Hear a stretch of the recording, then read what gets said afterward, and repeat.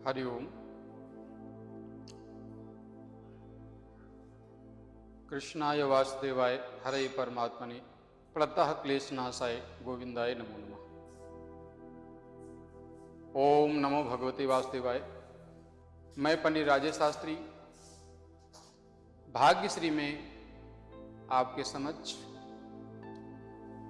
ज्योतिष विज्ञान से संबंधित कुछ महत्वपूर्ण तथ्यों के साथ आज के फलादेश के साथ आपके सम्मुख उपस्थित हूं। शास्त्रों में कहा गया कि अप्रत्यक्षाणि शास्त्राणि विवादस्तेषु केवलम प्रत्यक्षम ज्योतिषम शास्त्रम चंद्रार्को यत साक्ष्यम। ऐसा ज्योतिष शास्त्र की महिमा के बारे में कहा गया। ज्योतिष शास्त्र वेदों का तीसरा नेत्र है। यह प्रत्यक्ष ग्रहों के प्रभाव का अध्ययन मानव जीवन पर किस प्रकार पड़ता है, इसका एक विषय है। आइए हम प्रारंभ करते हैं आज का कार्यक्रम।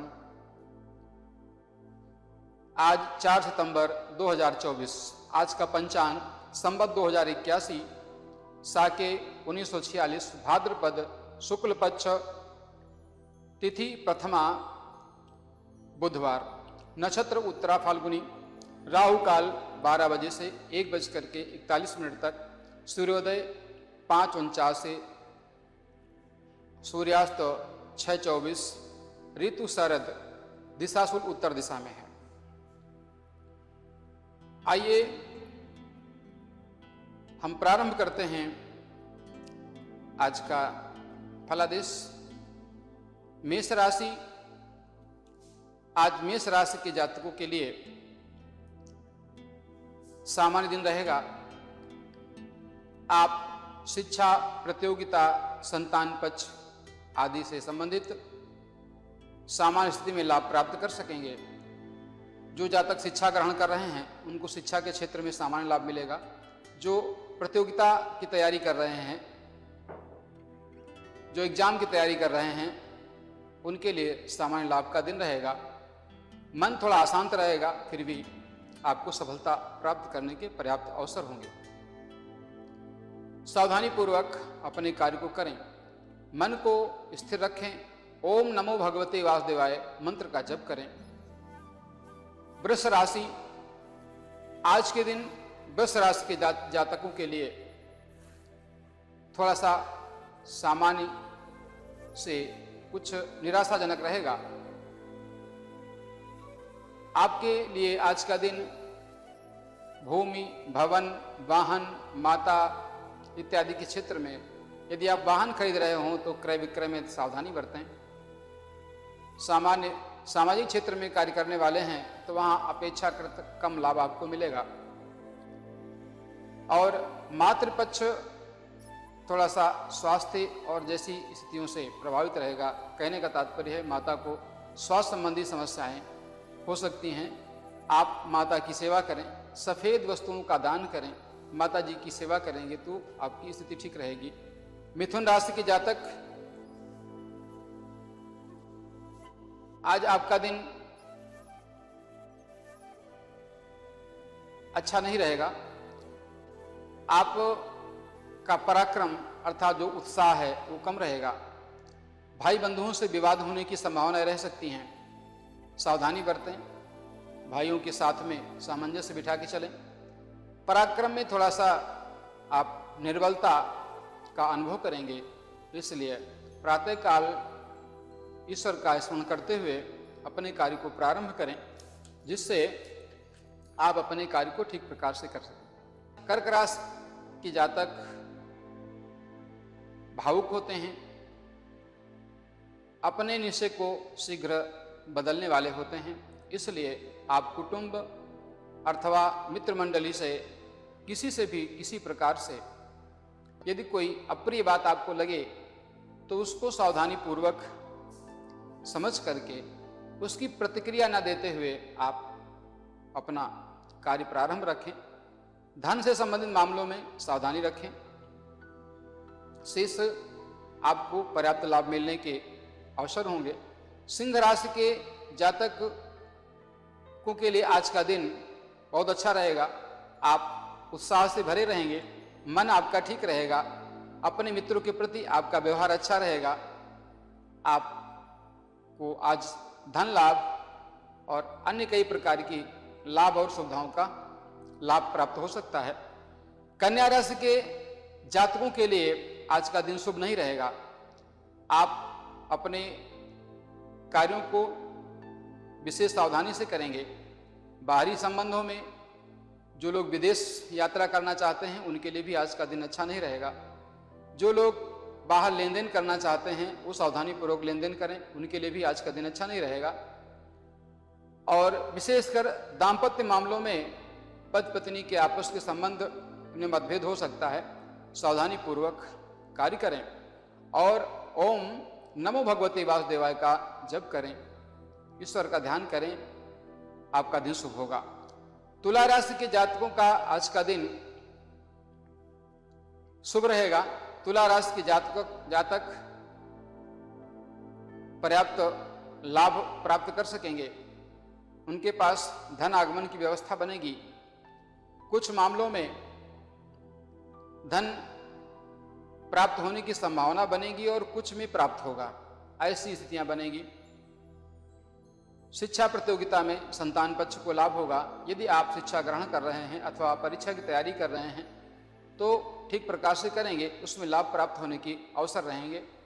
स्वास्थ्य का विशेष ध्यान रखें और आहार विहार का उचित पालन करें। हनुमान जी की उपासना करें, आपका दिन शुभ होगा। वृश्चिक राशि के जातकों के लिए आज का दिन पर्याप्त लाभकारी होगा। आपको आज पर्याप्त उत्साह के साथ में राज्य पक्ष से, अपने उच्चाधिकारियों से, कार्य क्षेत्र में अपने सीनियरों से पर्याप्त लाभ मिलने की संभावना रहेगी। धन आगमन होगा, लाभ की स्थिति बनेगी। जो लोग उच्च पद पर प्रतिष्ठित हैं उनके प्रमोशन होने के योग रहेंगे। उच्चाधिकारी से सामंजस्य और लाभ प्राप्त होने की स्थिति बनेगी। धनु राशि के जातकों के लिए आज का दिन पर्याप्त मात्रा में लाभदायक होगा। विशेष लाभदायक तो नहीं, लेकिन सामान्य रूप से धनु राशि के जातकों के लिए आज का दिन शुभ रहेगा। भाग्य का संवर्धन होगा, पिता से लाभ प्राप्त होगा। माता से थोड़ी सी निराशा हो सकती है। कहने का तात्पर्य है माता के स्वास्थ्य को लेकर के थोड़ा सजग रहेंगे। पितृपक्ष से और भाग्य पक्ष से पर्याप्त लाभ मिलने की संभावनाएं रहेंगी। ओम ग्राम ग्रीम स गुरुवे नमः का जप करें और भगवान का ध्यान करें। 1 चम्मच हल्दी जल में डाल करके स्नान करें, आपको लाभ होगा। मकर राशि के जातक आज के दिन लाभ प्राप्त नहीं कर सकेंगे। आज का दिन मकर राशि के जातकों के लिए शुभ नहीं रहेगा, इसलिए वाहन आदि को ठीक प्रकार से चलाएं। स्वास्थ्य का विशेष ध्यान रखें। मन को नियंत्रित रखने के लिए सावधानी बरतें। उचित आहार विहार का पालन करें, क्योंकि उदर संबंधी विकार, मानसिक विकार और व्यवसाय में हानि आपको हो सकती है।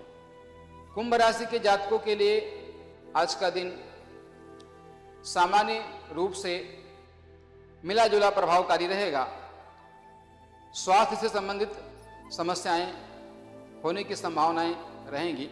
मन में थोड़ी सी निराशा तो रहेगी, परंतु फिर भी दिन सामान्य बीतेगा। मित्रों से अच्छा व्यवहार करें, लेन देन में सावधानी रखें और किसी को धन देते समय विशेष सावधानी रखें। मीन राशि के जातकों के लिए आज का दिन निराशाजनक रहेगा। स्वास्थ्य से संबंधित समस्याएं, संक्रामक रोग, मित्रों से विरोध और मित्रों से विश्वासघात होने की संभावनाएं रहेंगी, इसलिए विशेष सावधानी रखें और शिव जी की आराधना करें, रुद्राष्टक का पाठ करें और हरी वस्तुओं का दान करें। ये था आज का राशिफल। जैसा कि आप सभी जानते हैं, ज्योतिष एक विज्ञान भी है और एक शास्त्र भी। कहने का तात्पर्य है कि अप्रत्यक्ष रूप से जितने भी शास्त्र हैं हमें सब प्रकार के प्रमाण देते हैं, और हम उनका अध्ययन अध्यापन भी करते हैं, कथा आदि का श्रवण करते हैं, उनसे ज्ञान प्राप्त करते हैं और भारतीय ज्ञान विज्ञान के संबंध में हम जो लाभ प्राप्त करते हैं वो हमारे लिए उपयोगी होता है। परंतु वो आपस में चर्चा परिचर्चा का विषय रहता है। परंतु शास्त्रकारों ने कहा जो ज्योतिष का ज्ञान है ये प्रत्यक्ष है, तो कहते हैं प्रत्यक्षम किम प्रमाणम, प्रत्यक्ष को प्रमाण की आवश्यकता नहीं है, क्योंकि यहाँ प्रत्यक्ष सूर्य से लेकर के अन्य ग्रह सूर्य चंद्र मंगल बुध गुरु शुक्र शनि राहु केतु आदि उसके साक्षी हैं। यद पिंडे तद ब्रह्मांडे के नियमानुसार जैसा हमारे शास्त्रकारों ने कहा है वे हमें हमारे जीवन को प्रभावित करते हैं। कहने का तात्पर्य है कि जो ग्रह जिस तत्व का प्रतिनिधित्व करता है उस अपने तत्व के अनुसार हमारे जीवन को बलाबल के अनुसार प्रभावित करता है। जैसा हमारी जन्म के समय के ग्रहों की स्थिति होती है उनके परिणाम स्वरूप वो हमें फल प्रदान करता है। दैनिक में गोचर स्थिति जो होती है वो गोचर स्थिति हमें चंद्रमा के आधार पर हमारे जीवन को प्रभावित करती है। राशि के अनुसार व्यवस्था के अनुसार सौरमंडल में ग्रहों की स्थिति के अनुसार जो ग्रह हैं वह अपनी अपनी कक्षा में भ्रमण करते हैं और ये जो ग्रहों का भ्रमण काल है वो सूर्य का 1 माह है, चंद्रमा एक राशि पर 2.25 दिन रहता है, मंगल एक राशि पर 1.5 माह रहते हैं, बुध एक राशि पर 3 दिन रहते हैं, गुरु एक राशि पर 1 वर्ष और शुक्र एक राशि पर 27 दिन और शनि एक राशि पर 2.5 वर्ष भ्रमण करते हैं, राहु 1.5 वर्ष और केतु 1.5 वर्ष रहते हैं। कहने का तात्पर्य है कि जैसे कहते हैं ग्रह भेषज जल पवन पट पाई कुजोग सुजोग हो ही कुवस्तु सुवस्तु जग लखई सुलक्षण लोग, ऐसी स्थिति के अनुसार जो ग्रह हैं अपनी अपनी राशि में कक्षा में जब भ्रमण करते हैं तो वह अपनी अपनी राशि की स्थिति के अनुसार शत्रु मित्र अथवा सम की अवस्था के अनुसार हमारे जीवन को प्रभावित करते हैं, ऐसा हमारे शास्त्रकारों ने कहा है। ज्योतिष विज्ञान का हमारे जीवन पर बहुत बड़ा प्रभाव है। हमारे जीवन में कई प्रकार की शुभ अशुभ स्थितियां जब आती हैं उनमें ग्रहों का भी पूरा योगदान होता है। उसके अनुसार यदि हम बताए हुए उपायों को करते हैं तो निश्चित रूप से हमें सफलता प्राप्त होती है। इसलिए हम पूरी तरह से सावधानी पूर्वक अपने जीवन में ज्योतिष विज्ञान को आधार बना करके अनेक प्रकार के उपाय कर सकते हैं, जिनको करने से हमें लाभ की प्राप्ति होती है और हम निश्चित रूप से अपने जीवन में सकारात्मक ऊर्जा भर करके अपने जीवन को आगे बढ़ाने में सहायक बन जाते हैं। कहते हैं ज्योतिष विज्ञान जो है इसमें त्रयस्कंध ज्योतिष कहा गया। इसको त्रयस्कंध ज्योतिष में सिद्धांत संहिता और होरा ये 3 हैं। सिद्धांत में जिसमें ग्रहों की गति उदय अस्त ग्रहण आदि का ज्ञान होता है उसे संहिता के नाम से जाना जाता है। सिद्धांत में उनके फल उल्कापात संक्रांति तेजी मंदी आदि का अध्ययन हम करते हैं। होरा में ग्रहों की तत्कालीन स्थितियों का प्राणियों के सुख दुख लाभ हानि कब क्या होगा इसका निर्णय जिसके द्वारा होता है वह होरा कहलाता है। इस प्रकार से त्रयस्कंध ज्योतिष का हम अध्ययन करते हैं। जब हम चर्चा करते हैं जन्म कुंडली की तो जन्म कुंडली जन्म पत्रिका ऐसा अलग अलग स्थानों पर प्रांत की स्थिति के अनुसार उसका प्रचलन है। प्रायः जब हम जन्म कुंडली की चर्चा करते हैं तो हमें ध्यान में आता है कि जन्म कुंडली में एक लग्न होती है जो जन्म के समय क्षितिज पर उदय होने वाली राशि के अनुसार होती है, दूसरा सूर्य लग्न होती है और एक चंद्र लग्न होती है। चंद्र लग्न को ही राशि लग्न माना जाता है।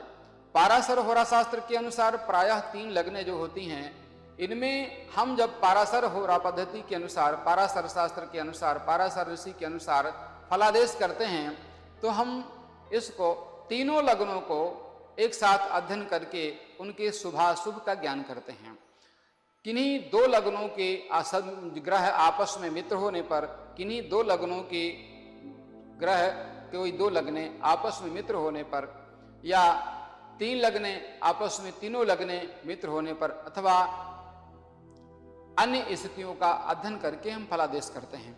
कभी कभी हमारे जीवन में बहुत सारे योग ऐसे होते हैं जिनका प्रभाव अचूक होता है।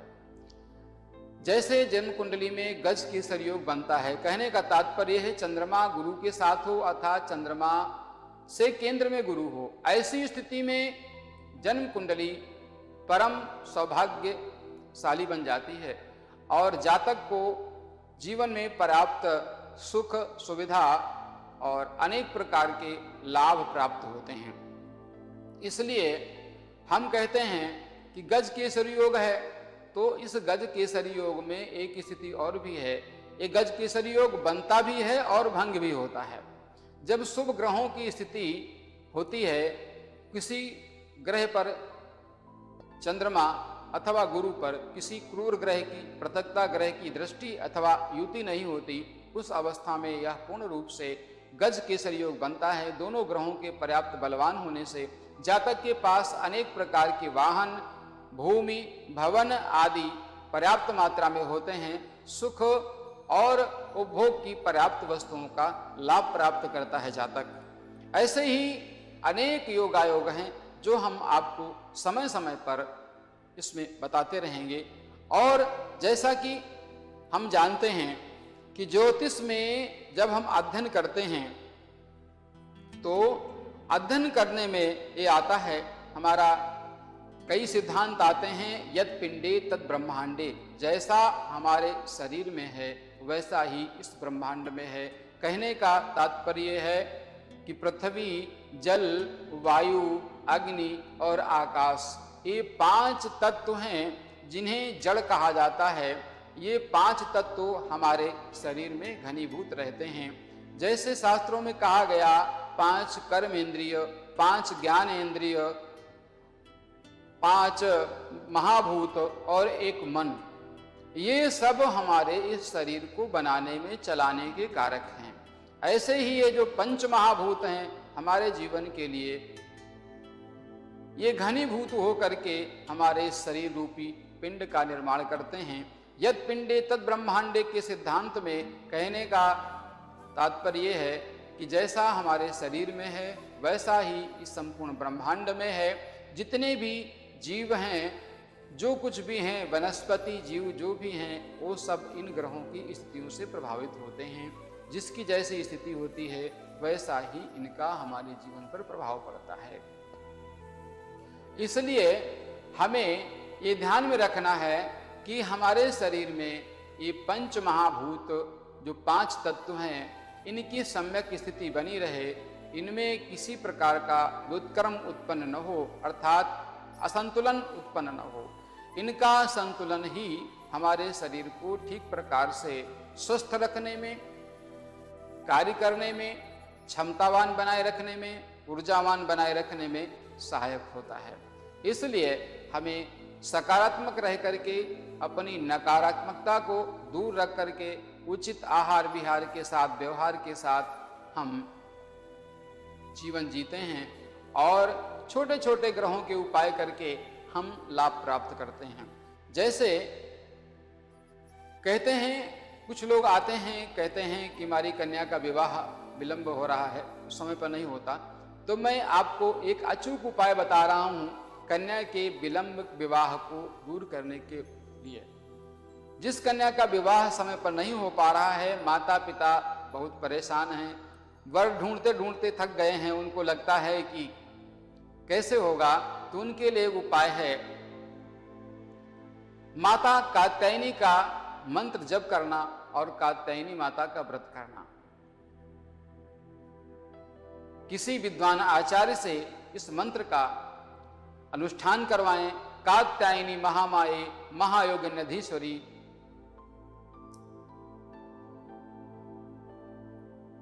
तो इसलिए इस मंत्र का जप अनुष्ठान सबके लिए अनिवार्य है।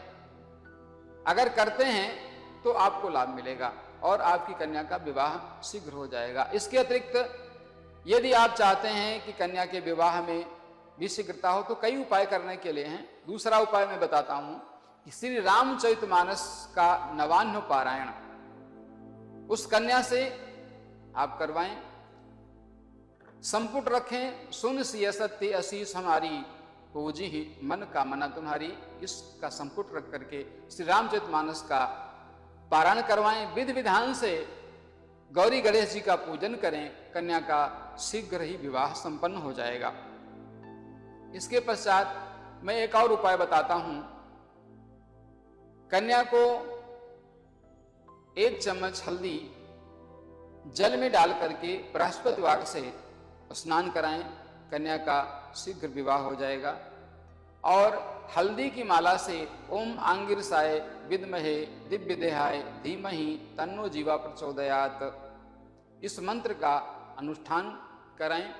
पीले वस्त्र धारण कराएं, पीला प्रसाद का भोग लगाएं, जप में हल्दी की माला प्रयोग करें, घी का दीपक जलाएं।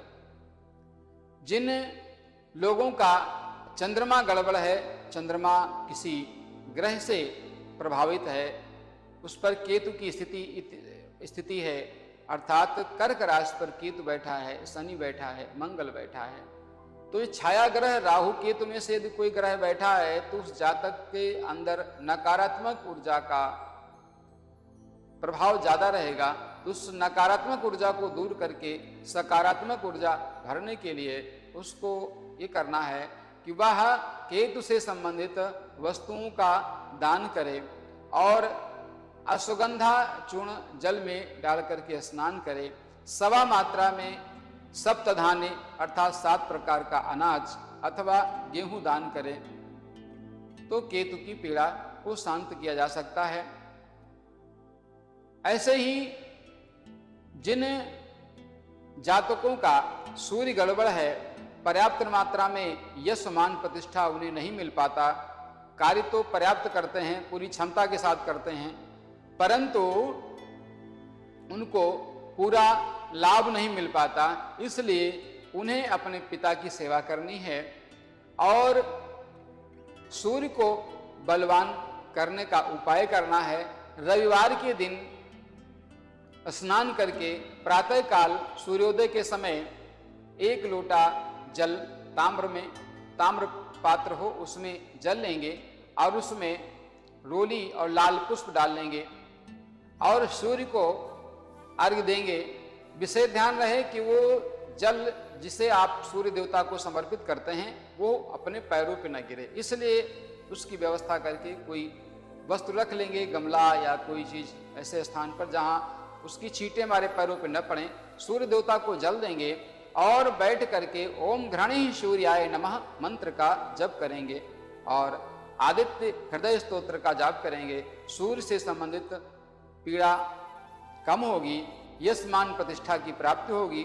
रविवार के दिन किसी दिन एक बेल का पेड़ किसी ऐसे स्थान पर रोपित कर दें जहां पर वह आप उसकी सेवा करें और वो बड़ा हो जाए, बड़ा होने के पश्चात उसमें फल आए, ऐसी स्थिति तक वो पहुंच जाए। तो जैसे जैसे वो बेल का वृक्ष बड़ा होता जाएगा आप उसकी सेवा करते जाएंगे, सूर्य देवता आपके ऊपर प्रसन्न होते रहेंगे, आपको यश मान प्रतिष्ठा की प्राप्ति होती रहेगी। इसलिए इन सभी चीजों का ध्यान रखते हुए हमें अपना कार्य करना है। आज के दिन श्री भाग्य में हम आपके समक्ष लेकर आए थे दिनांक 4 सितंबर 2024 का फलादेश और ज्योतिष संबंधी कुछ विशेष जानकारी। अगले दिन आपको फिर मिलेंगे। जय श्री राधे, जय श्री राम।